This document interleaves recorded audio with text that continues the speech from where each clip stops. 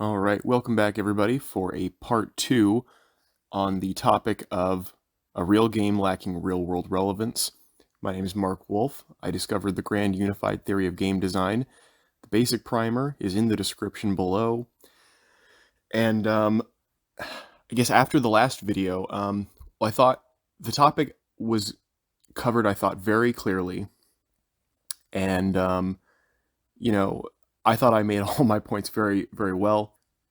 But as somebody teaching this, I kind of realized that there are a lot that, although things are very simple, there are a lot of things that I may just take for granted in my own understanding.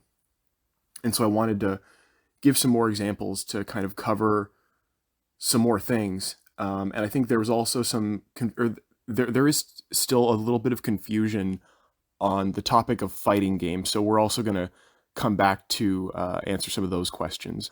But actually, what I wanted to start with was something that I thought would be really useful to a lot of designers out there to explain, because what I'm seeing is that people are realizing that I'm trying to communicate that this is easy, and then they're getting caught up on some things.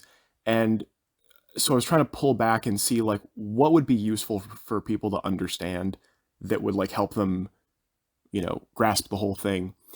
And what I realized was it would be useful to tell you what my process was. So when I'm designing a real game that is theory compliant, I'm not doing anything special. I'm not doing, there's no magic behind the scenes. I don't have this giant, encyclopedia of game theory knowledge that I'm hiding from all of you, that I'm not telling you, that I'm secretly using to make games. When I make a real game, I literally just pull up the primer and read it. And if I get caught on a point of design and I know something's not working, I'll just pull up the primer and read it, and I'll figure out where I'm going wrong. And I think the difference between what I'm doing and what some other game designer who isn't using this theorem is doing, the difference between those two processes is that when you're not designing something theory compliant, if you hit a snag in design, very few designers will go back and redesign the whole thing to make it work properly. They'll try to force the design the way their initial idea is set, because they're trying to, achieve a certain look. They're trying to achieve a specific vision, regardless of whether it's right. They're just trying to get it as high fidelity as possible. And so when they hit snags, it's not often that you'll see elegant or clever solutions unless the game started in design with those mechanics. So you'll see a lot of those in something like Metroid, or some cool physics mechanics in Prince of Persia, or games that really started with a design premise rather than an aesthetic. They were thinking about mechanics first. And those designs get refined a lot better sometimes, and then they run into other problems down the road. But what I'm doing when I hit those snags, if something doesn't work and I'm reading through the primer and I'm seeing where I'm going wrong, if it's something that means I have to redesign everything, if it means that what I'm doing is fundamentally wrong, then I will drop that whole design, or I'll pull back further and see, is there a different way that I should be approaching this? Is there something that's missing? Is there a missing component? Is there am I trying to do something and either doing the wrong thing, or am I going about it the wrong way? And this has happened a few times in design. Actually, this came up here in Mage Wars 2nd edition with one of the new formats. I designed the whole thing, and everything worked. Everything was functional, but I was just running into problems theory-wise that were making me uncomfortable. And I was like, I just don't want to publish this because it just doesn't rise to the standard. And as hard as it was to, kill a darling, I had to go back and I had to figure out exactly where in this design are things going wrong. And luckily, it was just a small part. It was just a small fix. And where the magic is this. When you do that, when you pull out that thing and you put in the solution that is theory compliant, all of your instincts are telling you, I'm getting rid of something creative that's personal that I made, and I'm replacing it with something that is mathematical or logical. And I'm working off of a theorem, and all of my instincts, academic wise, are being like, oh, that's going to be, formulaic, that's going to be, recipe, whatever. That's going to be cookie cutter, right? But then you actually try it, you do it, you put in the correct solution, and it's like everything just clicks into place and shines, and just like everything just turns on like it's secretly powered by some other force. Everything works, and you start seeing all these emergent properties, and suddenly other points of design become easier because there's no more tension, there's no more resistance in the system. Everything just flows smoothly. And if the thing that you're implementing is simple, if you started out with a simple solution, it's really easy to expand that and make it better, to make it more complex in an immersive way, not in a like an alienating way, but like building it out for customization of strategy and things like that. And in other ways too, simple solutions aren't bad. Sometimes you'll end up with an elegant simple solution, and the cool thing that'll happen is all those emergent properties will mean that it has infinite complexity. It'll do all of its own work. I think I was talking about that earlier in one of the either like Immersion or one of the competition videos, I think. And that's kind of one of the things I was talking about, is like when you get things right, everything just clicks into place, and all that work that you're trying to do immersion wise just sort of shines out. It gives the player exactly what you were looking for to give them that experience. Now there's no more resistance to it, and they are just in the game. And when I say resistance, I mean resistance to playing. There's no resistance to the player to playing. They don't get frustrated. They don't want to throw their controller. They don't want to quit the game. They don't feel like this is a sport. They have to, build up their thumb muscles to, like they have to practice. They have to start on easy mode and work their way up to hard or something. Like, I mean, I don't know. So, in some cases, maybe that's a design you could figure out, but generally for something like a fighting game, that's just not a viable design.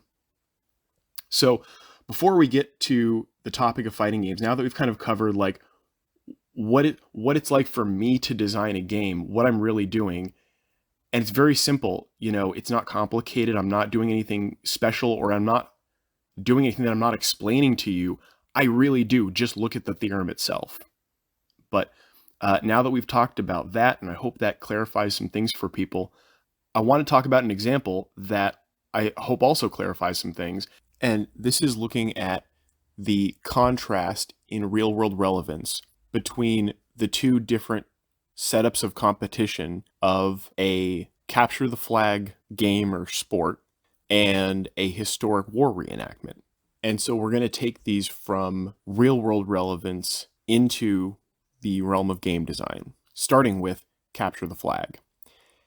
And here we can see that the parameters of capture the flag don't necessarily contribute to the violation of game theory where real-world relevance affects the outcome of the game.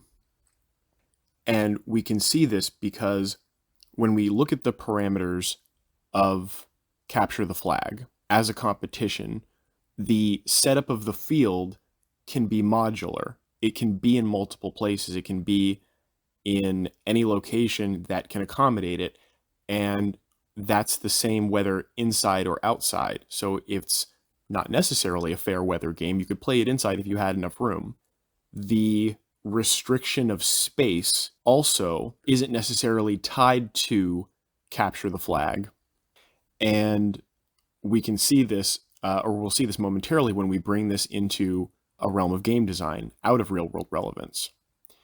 And if you play capture the flag in the real world, it is a physical sport. But the only reason that's the case is because you're doing it in the real world. As soon as you bring capture the flag onto either a tabletop or a video game environment, there is no more restrictions on the location and space of the game, and also it no longer necessarily has a reliance on physical activity. So when we take capture the flag out of the real world, we can see it has a whole lot of game value because we can construct the mechanics to not have real world relevance. And as an example, we'll see this when we talk about fighting games here in a moment, because very commonly as a competition, capture the flag is framed as a conflict. So whether literal or abstract, it's usually combat. And you don't have to necessarily make that the case, but that's usually the instinct in design. So if you want to do something else, you're welcome to try. That would be interesting. But now we can contrast that with a historic war reenactment. And we're going to start with the most strict and start removing real world relevance. And we're going to also move that from the real world into a game environment and see where those divides are. So at its most strict, a war reenactment happens in the real world, at the real location, with all the real setup, whether it's fair or unfair, and the outcome is the same. And that's not even a sport. That's really, just an activity or an event, or you could call it a scripted event like an action play or something like that, But as soon as you start removing real world relevance, for instance, the victory, then you can instantly turn it into a competition. Now, if all you did, we're just making little tweaks at a time. So we're still in the real world, but if the historic war reenactment doesn't necessarily have to end the same, then now we can play it out as a scenario. And now what we're worrying about is the fact that it's a sport, solvable, and it's unfair. Usually, if it's a war reenactment, it's almost common. It's very commonly one-sided. It's unbalanced, and you're re-experiencing that playing out. So if we change that one thing, we can make it a competition, but it's definitely not fair, and it violates a whole bunch of things that even wouldn't make it viable for a sport. So we need to make some more tweaks to make it a fair sport, and these things also happen to be removing some real world relevance. So if this is still going to be at the same location, which would be very limiting on who could participate, but let's just say, that's it's a very restrictive genre choice, but let's just say, locals only, or you got to, pay to be here.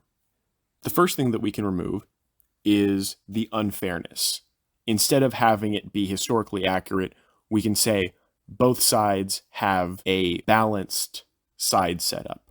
Both of them have, equal territory to conquer from one another, and they both have equal resources, equal capabilities, equal numbers, all that sort of thing. We're not making this too complicated. This is a simple example. So we are moving it out. Well, I guess maybe this kind of veers more towards a simulation discussion, so we'll talk more about this in simulation, but we are removing the real world relevance of historical accuracy and the real world effects on the outcome that you get from, an imbalanced setup, where if you already start the battle where the sides are unfair, then you're already, affecting the outcome, and that makes it an unfair sport. It might not make it even, so we're not quite at game level yet, but we've changed the fact that you can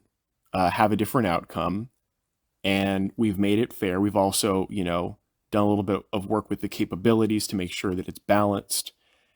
And now it's actually kind of more of a sport. Now it's a balanced, fair sport. It has a number of problems in being very restrictive with real world relevance. You could say it does still violate that because it has to be at this specific location and with specific conditions. So if you removed it from that and said you could set it up anywhere with, just these variables, then that would be kind of more of a viable design. It would be a very expensive and restrictive design. You couldn't do it very easily. But if you could set it up in different places, that would give it more playability. That would give it more value as a sport. So now the last thing that we need to remove is the physicality. This is the last real world relevance that we have to remove. And this is the same thing that we saw with Capture the Flag. If we take a war reenactment and move it from a real environment into either a digital or a tabletop environment, then we are no longer necessarily, you could still design mechanics that have real world relevance on physicality in a video game, but it's not necessarily the case. You can design mechanics that are theory compliant that don't do that, and you should. So that's the point here is once you remove that real world relevance of being in the real world, relying on real physicality necessarily because it's happening in the real world, you have more game value as a design. Now, we're going to cover this in simulation, but of course, that means it's no longer, a historically accurate war reenactment. Now it's a game. And that's the difference, is a game cannot be a simulation. But here we're using a simulation example as an extreme to highlight all of the different types of real world relevance that we can have. We even covered things like cost too, that can affect the game value of an activity. And until you get it to no real world relevance, it's not a game. So here is the perfect segue into talking now about fighting games. Although very quickly, one more topic I wanted to cover, going back to my process, because I forgot to mention this, is something that I kind of take for granted, and sometimes I even get this wrong, but I wanted to make sure I was telling people about this, is it's really important when you're looking through the theorem, when you're having a problem in design, to not stop at the first violation. Because what can happen is, sort of like we're seeing here with all of these nested problems, is the thing that you're identifying might be a source of a problem, but it also might be a result. So depending on what you're doing, you need to go through the whole list and look at everything to see exactly how this issue is framed and exactly how to fix it completely, and whether or not it's connected to other problems that you maybe didn't notice. So, sometimes, like I'll be lazy and I'll be looking through something and I'll be having a problem that I'm trying to figure out, and I'll just be reading through the theorem, and maybe I'll come to fairness and balance and something will click and I'll be like, oh, that's the solution. And I'll just go and try and figure it out, and I'll, rewrite the rules, and then I'll reread everything and I'll be like, wait, it still doesn't work. And then I'll be like, what the heck? And I'll go back to the theorem and I'll realize I didn't read through all the way. It wasn't just fairness and balance. I was also doing something else wrong. Maybe I wasn't giving, enough customization of strategy. There wasn't full customization of strategy. Maybe I had completely missed something there. Or maybe something that I was doing to intend full customization of strategy actually limited agency. That's actually happened. I think that was part of the example that I gave before with this new format design here. With that out of the way, now we can talk about fighting games. So what I've seen, I think, from multiple commenters, well, there's a whole bunch of different perspectives on the fighting game question, and I think probably The only one that I want to just make sure that I address is sort of this worry that a fighting game being theory compliant would ruin it somehow. And here's exactly where we explain why that isn't the case. And this also addresses a bunch of other questions. Another one that I want to pull out too specifically, because I've seen this question a few times, and I think this is a very important question to answer, is there's a bunch of people wondering, like, where's the cutoff? What's the actual speed? What's the exact calculation, the meters per second, whatever, that like defines the difference between a real game and a not game. And it's the question is completely missing the point. So it's not about what the speed is, although that is a question in fair and balance when you're creating the boundaries of the game. Obviously, if you made a game that nobody could play because it was just too fast, that's an issue. So for your question, the answer is the all things being equal factor. You're considering things all things being equal. And another way to think about this would be like in a video game, the assumption is that it is visual. Now, some people have bad eyesight. Some people have such bad eyesight that they need glasses or contacts. And if they just happen to not have their glasses with them at the time, maybe they can't play the game. That doesn't mean that the game is violating formal game theory in that instance. That's just an outlier example. That's an exception. That's not the rule. And in the same way, that's where you are making sure that you're setting the boundaries in the limits of the game. So you can figure those out, but that is really game specific.